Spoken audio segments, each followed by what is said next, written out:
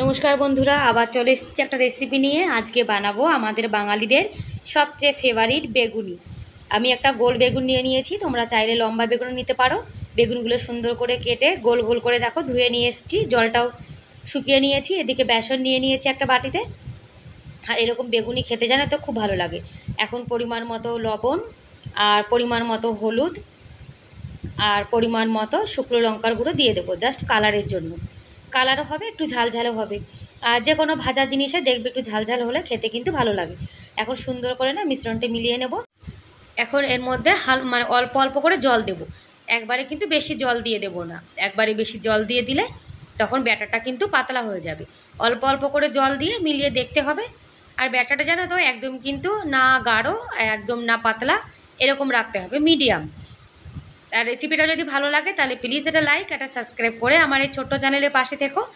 আর রেসিপিটা কেমন লাগলো তোমরা কিন্তু কমেন্ট করে অবশ্যই জানাবে।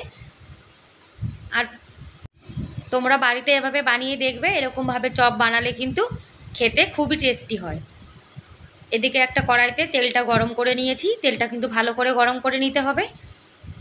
আর এখন এর মধ্যে এক একটা করে আমি বেগুনের পিস দিয়ে দেব। তারপরে সুন্দর করে ব্যাটারটা কিন্তু এর সঙ্গে মিলিয়ে নিতে হবে। আর এরকম চপ কিন্তু মুড়ির সঙ্গে খেতে খুবই ভালো লাগে। আর আমাদের বাঙালিদের কিন্তু সন্ধ্যাবেলাতে একটু মুড়ি একটু চপ হলে খেতে কিন্তু খুব ভালো লাগে। আর এখন এক এক করে এর মধ্যে দিয়ে দেব। আর এরকম রেসিপি তোমরা আরও দেখতে চাইলে আমার চ্যানেলটিকে সাবস্ক্রাইব করে আমার এই ছোট্ট পরিবারের পাশে থাকতে পারো। আর এখন এক এক করে ভেজে নেব। আর গ্যাসটা কিন্তু আমি একদম মিডিয়াম মানে লোতে করে রেখেছি। বেশি গ্যাসের হিট হয়ে গেলে কিন্তু তেলটা যদি অতিরিক্ত গরম হয়ে যায় তাহলে উপর থেকে কিন্তু লাল হয়ে যাবে আর ভেতর থেকে একদম কাঁচা রয়ে যাবে। একদম হালকা হিটে কিন্তু বেগুনিটা ভেজে নিতে হবে। আর দেখো আমি হালকা হালকা লাল করে ভেজে নিয়েছি।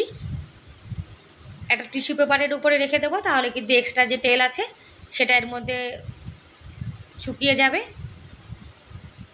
দেখো হয়ে গেছে আমাদের বেগুনি। সস দিয়ে কিংবা মুড়ি দিয়ে যা দিয়ে খাও না কেন, এরকম বেগুনি খেলে কিন্তু আর কিছুই চাই না, তাই না? ব্যাস তৈরি আমাদের সন্ধ্যাবেলার স্ন্যাক্স।